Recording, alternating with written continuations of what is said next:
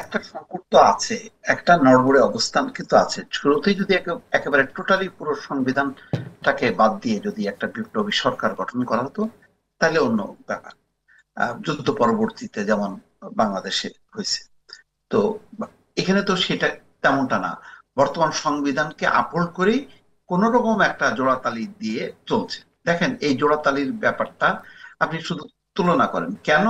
ওই সুশীলা কার্কি মানে যেদিন শপথ নিলেন ওই দিনের সাথে সাথেই হুম হুম। 5ই মার্চ, কেন আগামী বছরের 5ই মার্চ নির্বাচনের তারিখ ঘোষণা করলেন? কেন করলেন? এই কারণে যে সুশীলা কার্কির আহ, সরকারও বৈধ, কিন্তু নিয়মিত যেহেতু না, সুতরাং সেখানে একটা ঘাটতি আছে।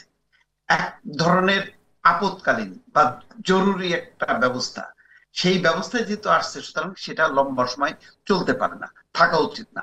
মানে চললে যে কি অবস্থা হয়, আমরা 1-11 সময়ের অভিজ্ঞতাটা আমরা জানি, যে এই 2 বছর একদম লেজে গভীর অবস্থায় ছিল।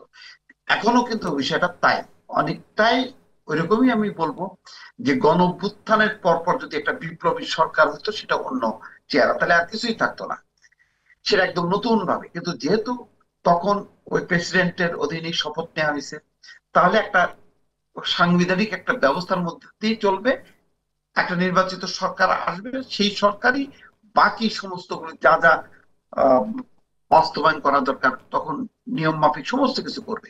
কিন্তু বিফোর পার্লামেন্ট, একটা নির্বাচিত সরকার আসার আগ পর্যন্ত, পার্লামেন্ট গঠিত হবার আগ পর্যন্ত আপনি এখন মানে একদম মৌলিক কিছু বিষয় আপনি পরিবর্তন করে ফেলবেন, সেই ম্যান্ডেট কিন্তু আপনাকে কেউ দেয়। সেটা মাথায়, সেই কথাটাই সম্ভবত বিএনপি বারবার বলার চেষ্টা করে, এবং আমিও মনে করি তাই, যে এইটা অলরেডি একটা লম্বা সময় নিয়ে ফেলছে, এটা উচিত না। এবং বিএনপির, আমি বলি যে ডিসেম্বর কেন, বিএনপি তো উচিত ছিল আরো আগে নির্বাচন দাবি করা, বা সরকার পট পরিবর্তনের পরপরই বলার দরকার ছিল যে 3 মাসের মধ্যে বা 4 মাসের মধ্যে নির্বাচনের তারিখটা ঘোষণা হওয়া উচিত।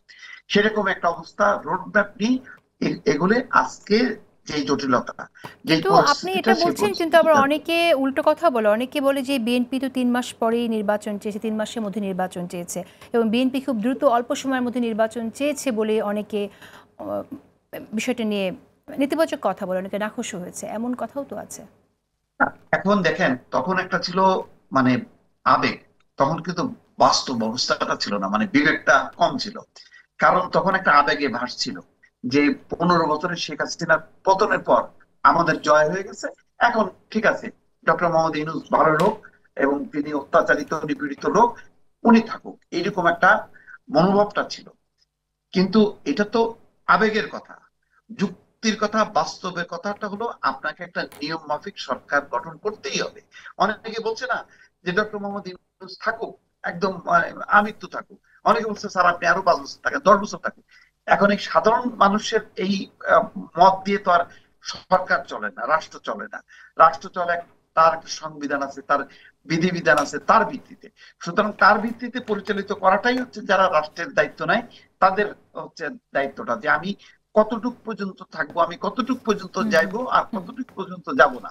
এই সিদ্ধান্তটা নেওয়ার দরকার ছিল, কিন্তু আমরা শুরুতেই সম্ভবত এই ভুলটা করছি। আমরা তখন আবেগে ভাসছি, হুম। আমরা সুশীল সমাজের প্রতিনিধিদের নিয়ে আমরা সরকার গঠন করে ফেলছি।